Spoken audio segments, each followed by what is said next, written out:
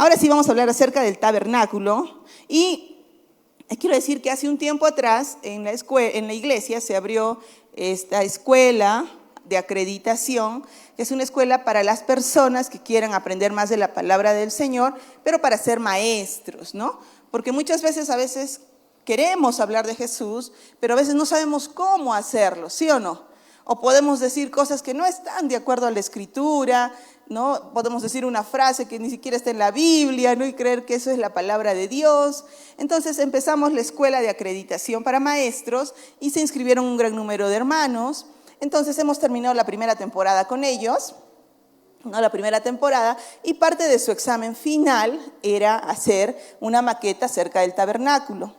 Entonces, al terminar el servicio, yo los invito a todos ustedes a poder subir, dense un tiempo. Yo sé que vivimos apurados, que la olla la has dejado prendida seguramente, ¿no?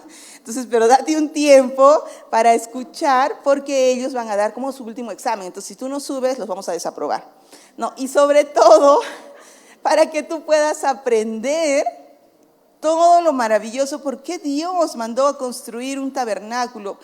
¿Cuáles fueron las características? ¿Por qué lo hizo, no? Y el día jueves que ellos tuvieron su primera evaluación, que fue acá, entonces mientras yo pasaba por cada uno y escuchaba a los chicos, y obviamente de repente tú lo has leído en la Biblia, tú lo has leído miles de veces, de repente te sabes todo, o sea, pero mientras estaban ellos explicando, yo sentí en mi corazón que Dios me estaba hablando acerca de esto, y bueno, y de eso te quiero compartir, porque no quiero hablar acerca de tanto detalle como ellos te lo van a dar, sino voy a hacer la clase por ellos, no.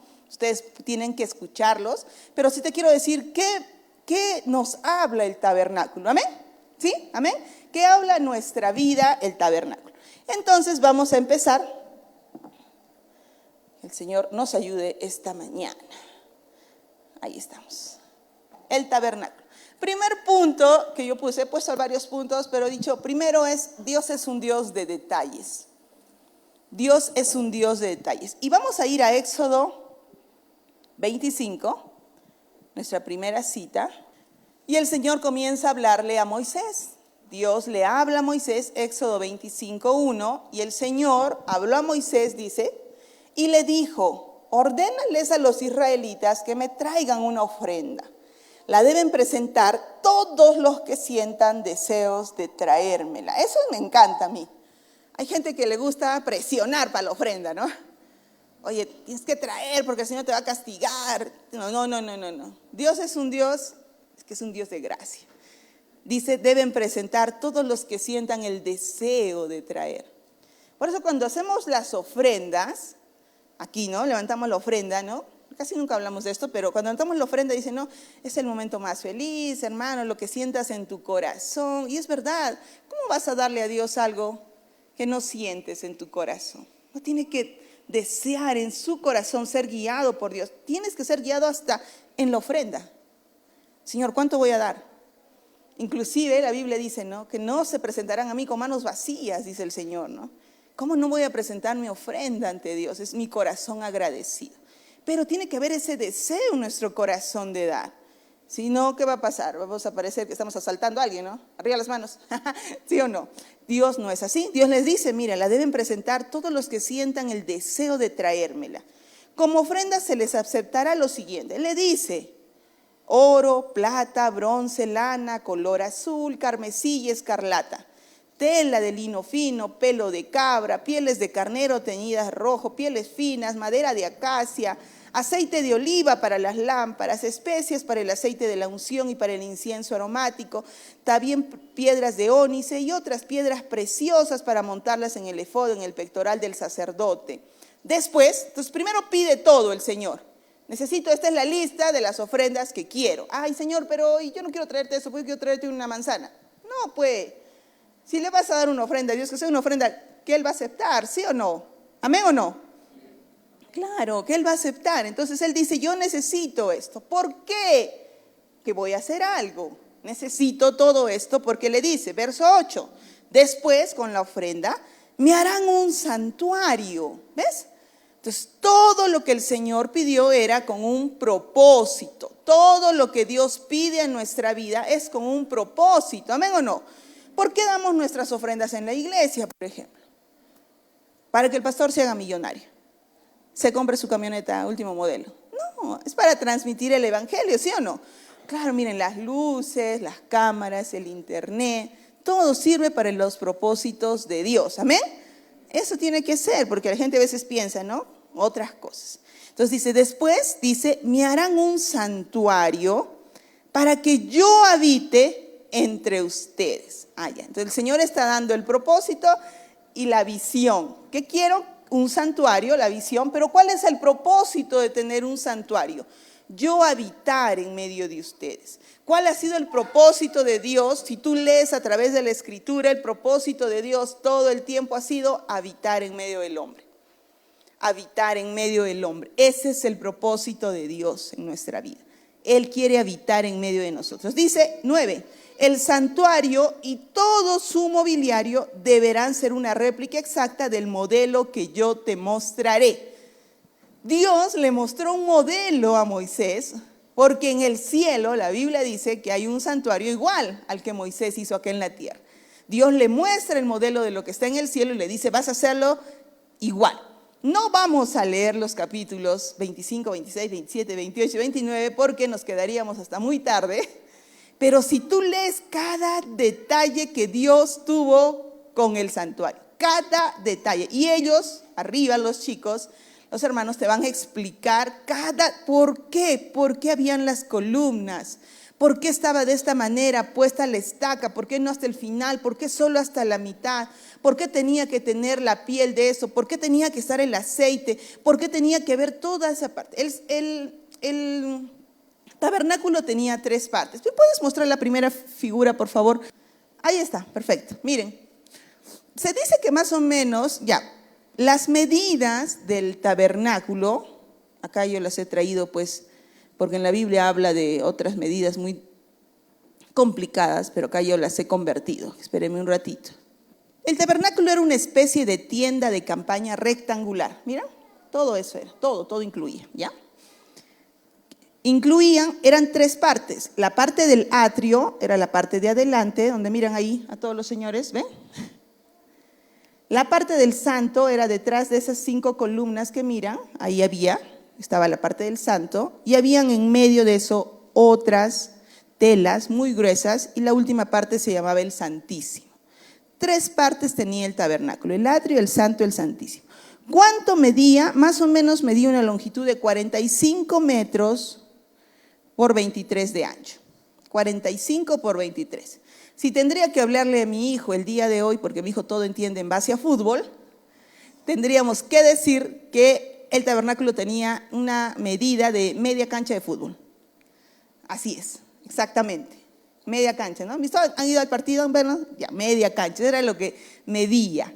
Ahora, el Señor había dicho, vamos a traer estos materiales. ¿Cuál es mi propósito? Que yo quiero que me hagan un santuario, que me hagan un lugar para yo habitar en medio de ellos. Entonces, el tabernáculo estaba rodeado por un atrio exterior, una especie de patio, ahí donde los sacerdotes purificaban. Ahí les van a explicar a los chicos. Luego seguían, aquí entraban todas las personas en el atrio.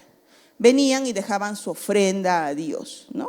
Por el perdón de sus pecados. Ahí es donde dejaban. Tú habías pecado, tú tenías que traer tu animalito, era sacrificado, y ahí tú recibías el perdón de tus pecados. En el lugar santo también entraba solamente el sacerdote, ¿no? Es ahí donde habían los panes de la preposición, el candelabro, menorá, y estaban ahí. Y en el lugar santísimo, ahí solamente podía entrar el sumo sacerdote una vez al año. Una vez al año. Entonces, ¿por qué decimos que Dios es un Dios de detalles? Cuando tú lees la Biblia en esos capítulos que te he dicho, tú te vas a dar cuenta que cada detalle, o sea, Dios quería una casa. No sé cuántos han construido su casa, o la has construido así nomás como ya vino. Ya vino con un cuarto, aumentemos otro cuarto más para otro hijo. Un baño más necesitamos. ¿Se acuerdan que antes construían así los abuelos? ¿Sí o no? Entonces todo era como una vecindad, ¿no? Un cuarto por aquí, un cuarto por allá. Entonces cuando uno se quería repartir, no sabías qué repartirte, porque no estaba en orden. Bueno, Dios no fue así. Cuando Él decidió construir el lugar donde Él iba a habitar, Él lo hizo de tal detalle, de tal medida, de este material vas a utilizar, esta es la forma como la tienes que hacer. Entonces, Él diseñó cada una de las cosas. Ahora, yo me pongo a pensar y digo, si Dios Dios tuvo el tanto trabajo, o se dio el tiempo de ver cada detalle de este tabernáculo, ¿cuánto Dios es más detallista en nuestra vida? Dios es detallista con nosotros. O sea, Dios dijo primero, por ejemplo, que la madera no tenía que ser cualquier madera, tenía que ser la madera de acacia. ¿Por qué la madera de acacia? Porque es una madera que no se corrompe. Y tenía que estar todo revestido, la mayor parte de cosas, de oro. Una sola pieza. ¿Te das cuenta? Dios les comenzó a decir cosas a ellos que significaban algo. Entonces, cuando yo estoy mirando las maquetas el día jueves, digo, Dios, o sea, ¿por qué tanto detalle? Y no solo en un tabernáculo, en nuestra vida. Tú miras las cosas, ¿por qué tanto detalle, Dios? Dios no se equivocó en ninguna de las cosas que mandó hacer para ese tabernáculo. Y creo que Dios tampoco se equivoca en ninguna de las cosas que ha mandado hacer en nuestra vida. ¿Amén o no? Entonces, ¿por qué pensar que Dios sí, Dios lo hizo todo muy bien el tabernáculo, pero ¿por qué pensar que Dios no lo ha hecho bien con nuestra vida? Es que yo debí de nacer en otro cuerpo. Dios se equivocó conmigo, pues. Se equivocó, o sea, sí, Dios lo hizo bien en el tabernáculo, pero conmigo falló. ¿Por qué? O sea, si Dios tiene tanto detalle, ¿tú crees que Dios iba a equivocar contigo? ¿Tú crees que el hecho de que seas pequeño, grande, flaco, alto, o sea, es un error de Dios? Que hayas nacido en esa familia, en este lugar, ¿es un error de Dios? No es un error de Dios. Dios tiene precisión en lo que hace. Si te ha dado este cuerpo, si te ha dado esta familia, si te ha hecho que crezcas en tal lugar, es porque Él tiene un propósito para eso. ¿Amén o no? Tiene un propósito. Y cuando tú miras el tabernáculo, todo tenía un propósito en eso. ¿Y sabes qué hablaba? Todo el tabernáculo habla de Jesús. De Jesús. Todo era Jesús. Igual en nuestra vida, cuando Dios está haciendo una obra en nosotros, Dios no quiere que resalte, oh, Stephanie, mira qué lindo, pastor o tal persona. Dios quiere que resalte Jesús en nuestra vida. Él hace una obra dentro de nosotros para que ¿quién sea el que resalte? Jesús. Sea Jesús Él. Entonces Dios es un Dios de detalle. Dios no se equivoca. Dios no puso un palito más ahí porque, no tenemos con qué sostener. Ya póngale un palito más, no importa. No tenemos cómo hacer. ¿Por qué los panes? ¿Por qué tienen que ser 12? ¿Por qué no son 10? Todo tenía un propósito. Todo tiene un propósito en tu vida. La semana pasada estuve en una conferencia, que es la conferencia Salvemos a la Familia, por eso traí mi polo, Salvemos a la Familia.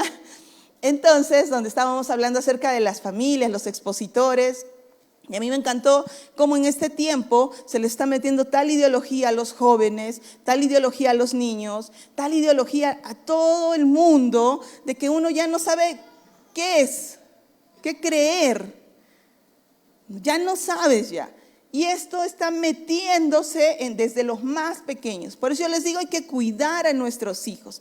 Hay que cuidar a nuestros jóvenes. No es necesario cuidar a los ancianos. Y no quiero decir que esto esté mal, sino que ellos, si tú le dices el día de hoy a tu abuelito, oye abuelito, ¿tú sabes que los hombres se están casando con un perro? ¿Tú crees que tu abuelito va a decir, oh hijito, entonces, habrá que casarme pues con un perro? ¿Tú crees que va a decir algo así? Entonces, si estás loco, ¿qué te pasa? ¿Qué tienes? ¿O hay gente que se casa con ellos mismos? Pero hay gente así. Y hay jóvenes que creen eso. Porque esto está normalizándose. En tus redes sociales y en mis redes sociales probablemente no salga nada de esto. Porque tus redes sociales, ¿qué sale? A ver. Jesús, música, prédica, ¿sí o no? Eso sale porque el algoritmo nos ha estudiado, ¿sí o no? Claro, no te va a salir nada de esto, pero métete un poquito más y empieza a salir. Y hay todo un mundo detrás de esto que quiere hacer que esto sea normal y hacerte creer que es normal, que sí, pues de repente Dios se ha equivocado contigo. De repente con otros sí pueden ser de esa forma, pero contigo se equivocó, no es así. Y ese es el problema del enemigo, tratar de confundir como siempre lo ha hecho. Entonces, cuando tú mires las maquetas que están impresionantes, de verdad un 20 para todos los que lo han hecho, te vas a dar cuenta cómo Dios, que en este palito tuvo tanto detalle, cómo no va a tener detalles con mi vida. Cómo no me ha formado. La Biblia no dice que nos ha entretejido dentro de nuestra madre, nos ha ido formando sin faltar nada, dice. No dice la Biblia que te falte algo. No dice. Dice que has sido formado de tal manera que no faltaba nada en ti. Estás completo. Y cuando Él mandó a que Moisés diseñe, Él dijo, está todo completo, está todo exacto. ¿Ya? Amén. Punto número 1, Dios es un Dios de detalles. Punto número 2, Dios es un Dios comprometido. Comprometido con nuestra vida. Dios no está como mucha gente piensa ahí solamente en su trono diciendo, a ver, tú aquí, tú allá, ya, después me pasan el informe, ¿qué pasó? ¿Han visto? Los gerentes son así, ¿sí o no? Por eso siempre hay una diferencia entre un gerente y un líder, ¿no? El líder está metido ahí, ensuciándose las manos. El gerente está dirigiendo desde el asiento. No, Dios no es así. Dios está comprometido. Y cuando le dijo a Moisés, ¿sabes qué? Quiero que hagas de tal manera, quiero que lo pongas. Él fue el arquitecto, Él fue el diseñador, Él hizo los planos, Él hizo absolutamente todo. Y Él dijo, vamos a preparar todo esto. Todo esto tiene un sentido. Dios es un Dios comprometido. Leí algo y lo anoté. Dios les había redimido, les trajo al monte para tener comunión con ellos. Les extendió misericordia al recibirles en una alianza de amor. Y les trajo un camino para acercarse a Él. Entonces, ¿qué está haciendo Dios a través del tabernáculo? Dios le está diciendo a la gente, hay un camino para acercarse a mí. Hay una forma. No todos los caminos llevan a Dios, iglesia. ¿Han escuchado esa frase? Todos los caminos, cualquier camino es bueno para hacer. No todos los caminos llevan a Dios. No todos los caminos conducen a Roma. No todos. Había un camino. Es una la forma de llegar a Dios. Entonces, ¿cómo se llamaba? Habían 3 puertas ahí. La primera puerta se llamaba el camino. La segunda puerta se llamaba la verdad. Y la tercera puerta que había ahí se llamaba la vida. El camino, la verdad y la vida. Por eso los escribas, los fariseos, cuando Jesús dijo, yo soy el camino, yo soy la verdad, yo soy la vida, ellos se escandalizaron. Porque ¿qué estaba diciendo Jesús? Él dijo, nadie viene al Padre si no es por mí. Ahí está. ¿Dónde estaba el Padre? El Padre en el lugar santísimo, Dios descendía. Ese era el lugar de comunión. Dios a través de la nube o de columna de fuego, Él descendía para hablar con su pueblo. Entonces Jesús les está diciendo, ¿quieres llegar a Dios? ¿Quieres ir a Dios? No es a través de tus obras. No es a través de lo bueno que eres. No es a través de lo que te han enseñado, de tus rituales, de lo que te has aprendido. El único camino para llegar al Padre se llama Jesús. Por eso Él dijo, yo soy el camino. También Él dijo, yo soy la puerta. Yo soy la puerta, dijo. Entonces, cuando Él hablaba, por eso los fariseos, nosotros realmente no podemos entender eso, ¿no? ¿Por qué se enojaban tantos? Tan bonito que hablaba Jesús. No, Él estaba hablando de lo que pasaba. O sea, ¿quieres llegar al Padre? Por eso Él dice, yo soy el camino. La única manera de llegar al Padre es a través de Jesús. No hay otra forma. No es a través de lo que nosotros podamos hacer. ¿Amén? Entonces, es un Dios comprometido. Es un Dios comprometido. ¿Por qué también? Porque si nosotros vemos, y cuando ustedes escuchen la explicación, se van a dar cuenta de que lo único que hacía el ser humano era presentarse. Presentaba su ofrenda. Eso es lo que hacía. Pero la Biblia dice que Jesús mismo también era la ofrenda y también era el sacerdote. O sea, ese animalito, esa ovejita que sacrificaban, ¿quién era también? Jesús. ¿Qué hacía el hombre? Solo reconocía que necesitaba perdón de pecados. Yo necesito que me perdonen. Yo he obrado mal. Es lo que hacía el hombre. Después, ¿quién se encargaba de todo? El sacerdote. ¿Qué nos muestra eso? Que Jesús está encargándose de nuestra vida. Él se está encargando. Él nos lleva hasta el Padre. Amén. Punto número 3. Dios es fuente de habilidades. Y ahí vamos a ir a Éxodo 31. Vamos a ir. El Señor en los versículos anteriores, capítulos anteriores, les dice cómo tiene que ser cada cosa. Pero en el 31 les dice así, verso 1. Luego el Señor le dijo a Moisés, mira, le dice, escogido, repite conmigo, escogido, específicamente a Bezalel, hijo de Uri y nieto de Ur, de la tribu de Judá.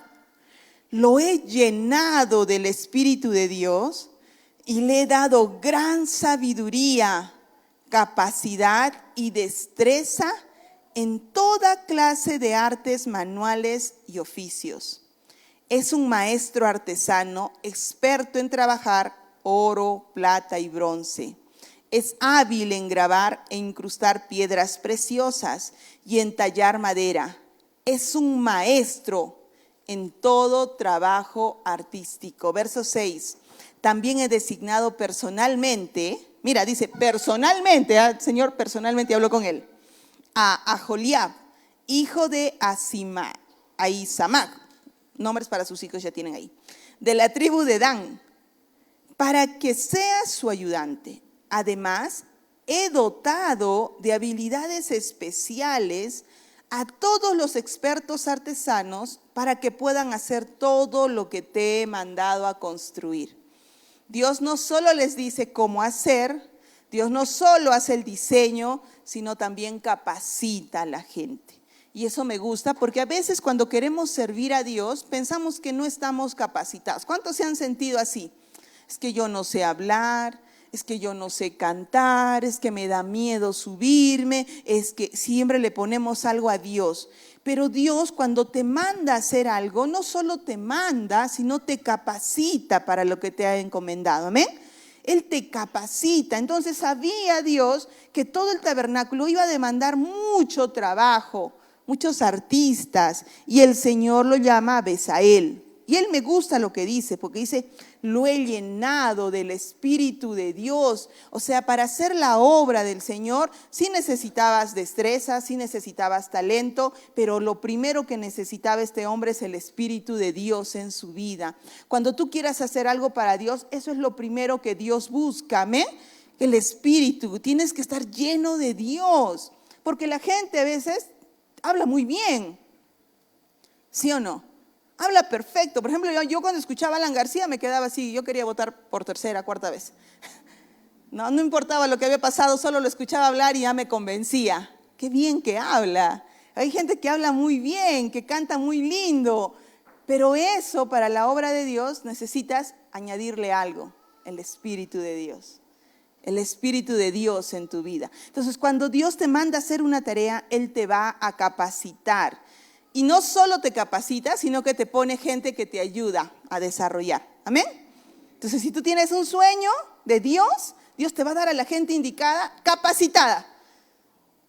Si tú sientes en tu corazón el deseo de servir a Dios en niños, tranquilo, es que no tengo tiempo, no sé, los niños me aburren, quiero ahorcarlos. No te preocupes, si Dios te ha dado eso en tu corazón, Él también te ha capacitado para esa tarea. ¿Amén?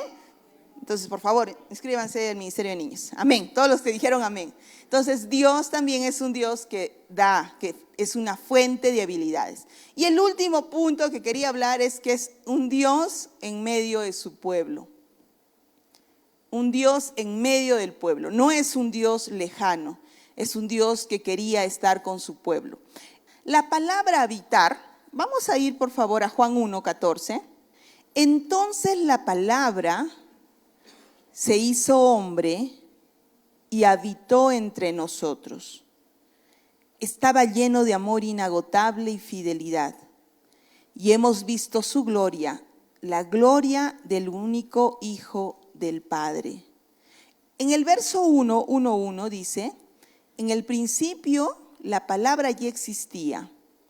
La palabra estaba con Dios y la palabra era Dios. El que es la palabra existía en el principio con Dios y Dios creó todas las cosas por medio de Él y nada fue creado sin Él. La palabra le dio vida a todo lo creado y su vida trajo luz a todos. En otra versión dice, en el verso 14, y aquel verbo fue hecho carne y habitó entre nosotros. Esta palabra habitar en el español significa simplemente vivir o morar en un lugar, ¿no? Habitar, está viviendo. ¿Dónde estás habitando? Ahí, está viviendo ahí. De manera que cuando leemos esto, muchas veces decimos, está habitando, está viviendo en ese lugar. Pero en el original esta palabra, ¿qué está diciendo? Que el verbo habla acerca de una residencia que ha cambiado de lugar. ¿Qué es lo que estaba diciendo la Biblia Juan a través de Juan, el Señor? Dice, aquel verbo habitó entre nosotros. Dios, Jesús, vivía en el cielo y decidió cambiar de residencia, venir a la tierra. Eso significa habitar. Decidió cambiar de lugar. Antes estaba en el cielo, pero por 33 años decidió vivir en la tierra.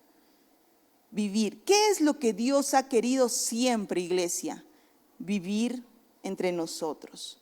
Cuando Jesús estuvo en la tierra, Él vivió entre nosotros, habitó en medio de nosotros. Ahora, no solamente habitó ahí, no solamente quería habitar en medio de su pueblo, porque no lo busquen, pero yo les digo, en Éxodo 29:46 dice, y conocerán que yo soy el Señor su Dios, que los saqué de tierra de Egipto para morar yo en medio de ellos. Y esto es curioso porque el tabernáculo, si se dan cuenta en esta imagen, estaba en medio del campamento. Estaba el tabernáculo y alrededor levantaban sus carpas, porque el Señor había dicho, yo en medio de ellos. Y es igual en nuestra vida. ¿Dónde quiere estar Dios? En medio nuestro. Dios quiere estar en medio de nosotros. La Biblia dice que Dios ya no habita en templos hechos con manos de hombres. Ya no habita. Habitó en un tiempo. Habitó en el tabernáculo, habitó en el templo de Salomón, habitó en los templos. Pero el día de hoy Dios ya no habita ahí. ¿Dónde habita Dios el día de hoy? En medio de nosotros. Acá, como siempre quiso. Dice en Hechos 17:24, el Dios que hizo el mundo y todo lo que hay en él es Señor del cielo y de la tierra. Ya no vive en templos construidos por hombre. Y en el Apocalipsis 21, mira, hemos visto desde el Éxodo, vamos hasta Apocalipsis. ¿Cuál sigue siendo el deseo de Dios? Oí una potente voz que provenía del trono y decía, aquí, entre los seres humanos, está el santuario de Dios. Él habitará en medio de ellos y ellos serán su pueblo. Dios mismo estará con ellos y será su Dios. Toda la historia de la Biblia habla de un Dios queriendo habitar en medio de nosotros. Ya no en un templo, en medio de nosotros. En nosotros, iglesia. Ahí es. Podemos tener a Dios afuera muchas veces, pero Él quiere estar en medio de nosotros. Todo lo que hizo, todo lo que representa, todo lo que hablaba de Jesús, solo tenía un propósito: Él en medio de nosotros. Y yo te pregunto el día de hoy, ¿Dios está en ti esta mañana? ¿Dios está viviendo en ti? ¿Dios está en medio de ti esta mañana? Porque lo único que se necesita es así como hacía el pueblo, ingresar y decir, reconozco que necesito un Salvador. Eso es lo que decía el tabernáculo, porque el tabernáculo hablaba de reunión, hablaba de perdón, hablaba de comunión con Dios, hablaba de acercarse a un lugar para encontrar a Dios. Pero el día de hoy ya no tenemos que ir a un lugar a encontrarnos a Dios. ¿Dónde está Dios? Allá o acá. No. Dios ya está acá, en medio de nosotros. Amén. Vamos a ponernos de pie.